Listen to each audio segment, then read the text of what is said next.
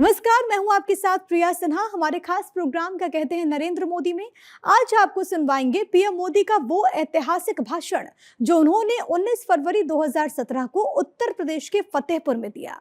अपने भाषण में प्रधानमंत्री ने कहा कि जो सपने सरदार पटेल ने देखे थे उन सपनों को भले ही 70 साल बीत गए हो, लेकिन अब भी अगर हम सब कठोर परिश्रम करके सही नीतियां बना करके ईमानदारी के साथ उन नीतियों को लागू करें तो सरदार साहब के सपनों को हम पूरा कर सकते हैं।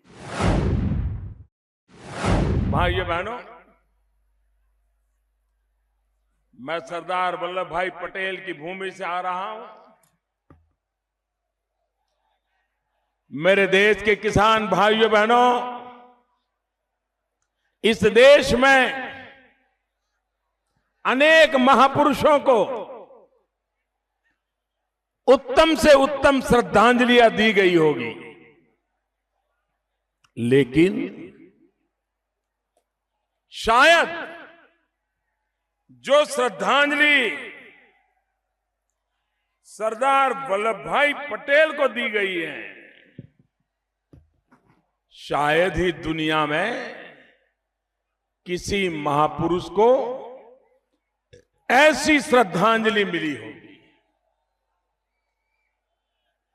आज देश में सरदार साहब के जाने के बाद दूसरी और तीसरी पीढ़ी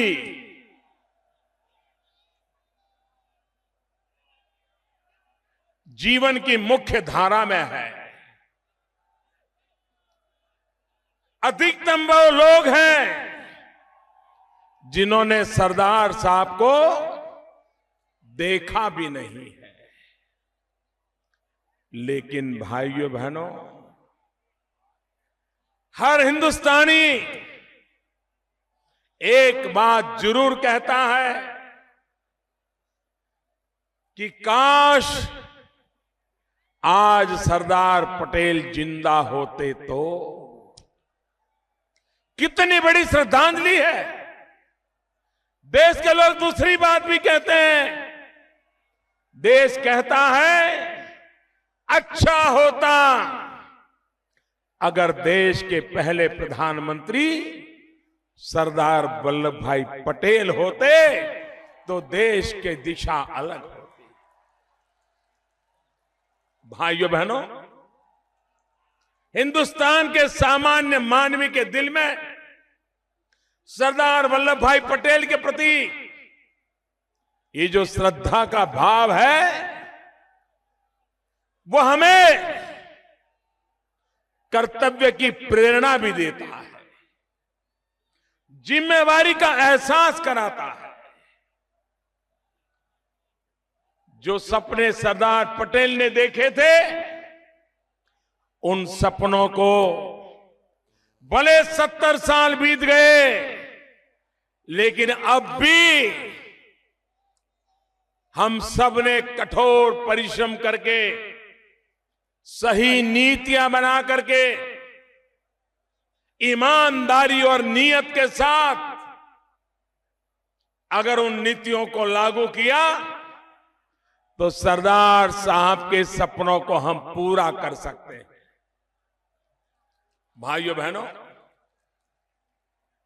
ये हमारा फतेहपुर एक सांस्कृतिक विरासत है, एक ऐतिहासिक धाम है। यहां के कई स्थान बिटौरा, असनी घाट, पुराणों में भी उसका उल्लेख है।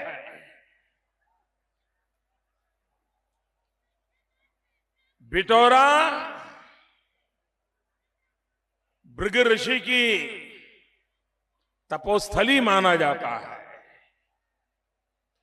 सिखों के 5वें गुरु अर्जुन देव जी की ये तपोस्थली रही है। स्वातंत्र सेनानी गणेश शंकर विद्यार्थी, शहीद जोधा सिंह अटैया, अनगिनत नाम बलिदानियों की परंपरा यही धरती है जिसने देश को राष्ट्रकवि सोहनलाल द्विवेदी को देश को दिया। भाइयों बहनों, वो इमली का पेड़ जहां पर हमारे 52 स्वतंत्र सेनानियों को फांसी पे लटका दिया गया था। भाइयों बहनों, उस फांसी के बाद कहते हैं कि उस इमली का विकास रुक गया। 14 साल हो गए भाइयों बहनों, 14 साल। उत्तर प्रदेश में भी विकास को वनवास मिल गया है। अब 14 साल पूरे हो रहे हैं, विकास का वनवास भी खत्म होना चाहिए और उत्तर प्रदेश अब विकास के राह पर चलना चाहिए। देश आगे बढ़ रहा है, उत्तर प्रदेश को पीछे नहीं रहने देना चाहिए। भाइयों बहनों, उत्तर प्रदेश में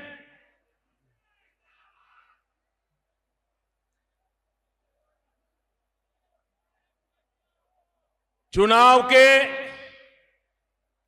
2 चरण पूर्ण हो चुके हैं, तीसरा चरण चल रहा है और मैं देख रहा हूं कि मतदाता बहुत ही भारी उत्साह के साथ, नए सपनों के साथ, नई आशा के साथ, भरपूर उमंग के साथ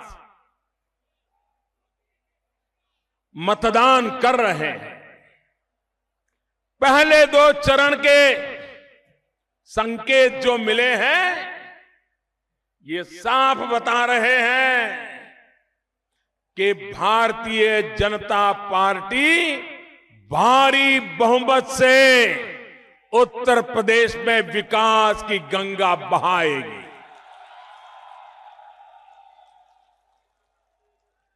भाइयों बहनों, सरकारी खजाने से अनाप शनाप धन लुटा करके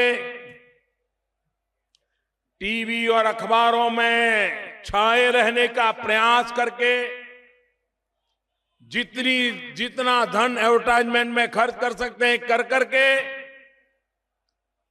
उत्तर प्रदेश की सपा सरकार ने सोचा था कि प्रचार करके लोगों की आंखों में ऐसी धूल झोंकेंगे कि लोग दूसरा कुछ देख ही नहीं पाएंगे। लेकिन भाइयों बहनों, ये जनता है, सब कुछ जानती है।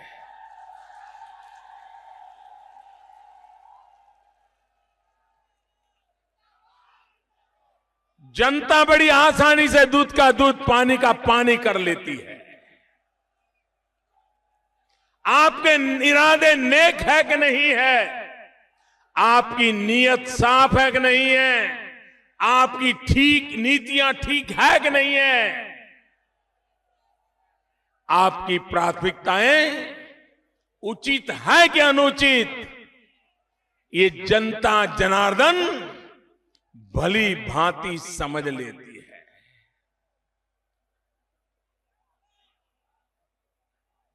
और आपने देखा, कुछ लोगों को लगा कि मौका आया है, सारे देश में तो पिट गए, लेकिन अपने पुरखों के नाम पर शायद उत्तर प्रदेश में बच जाए। बड़ी आशाएं थी, बड़े सपने थे, जिन्होंने कभी तेज धूप नहीं देखी थी, जिन्होंने कभी रात को गांव कैसा होता है पता नहीं था, जो सोने के चम्मच लेकर के पैदा हुए थे, ऐसे लोगों को 27 साल यूपी बेहाल, गांव गांव गए, उनको लग रहा था मौका है, सपा खत्म हो रही है, शायद जगह बन जाए, लेकिन पूरा भ्रमण करने के बाद पाया कि कुछ मेल नहीं बैठ रहा है। भारी प्रचार करने वालों को भी लगा कि 5 साल बीत गए, जनता का विश्वास टूट चुका है, अब करे क्या? उन्होंने सोचा तू भी डूब रहा है, तू भी डूब रहा है, अरे चलो यार जरा हाथ पकड़ ले, साथ बच जाए।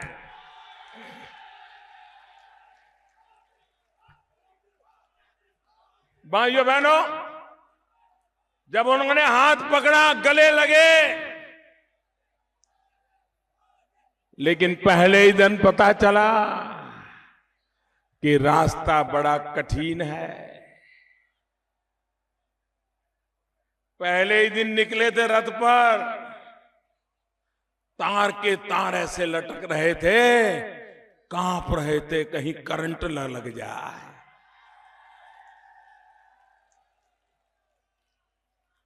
अखिलेश जी नहीं कांप रहे थे, उनके दूसरे नए नए साथी बहुत कांप रहे थे, डर रहे थे कि तारों के बीच से रथ निकल रहा है, झुक जाते थे, लेकिन लगता था यार कहीं छू जाएगा तो गए।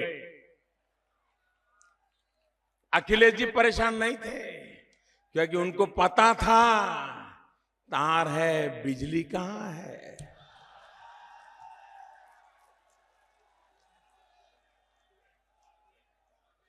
भाइयों बहनों, 5-6 दिन तो ऐसे नाच रहे थे, ऐसे गाने सुना रहे थे, वाह वाह, कुछ नया कर दिया। और जैसे ही नामांकन भरना शुरू हुआ, एक के बाद एक पत्ते खुलने लगे। पहले सपा वाले कहते थे हम किसी से हम समझौता नहीं करेंगे,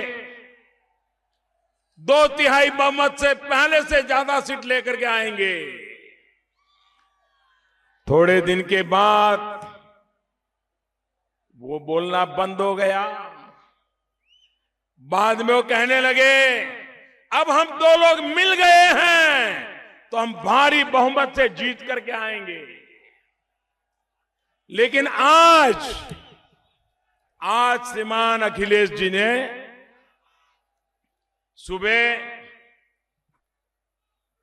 आज सुबह वो मतदान करने गए थे। मतदान करने के बाद टीवी वालों ने जब उनसे पूछा, सुबह सुबह थी, इंसान कितना फ्रेश होता है, कितना तेज तर्रार होता है, उनकी उम्र भी तो ऐसी है, लेकिन मैंने टीवी पे देखा सुबह चेहरा लटक गया था, आवाज में दम नहीं था,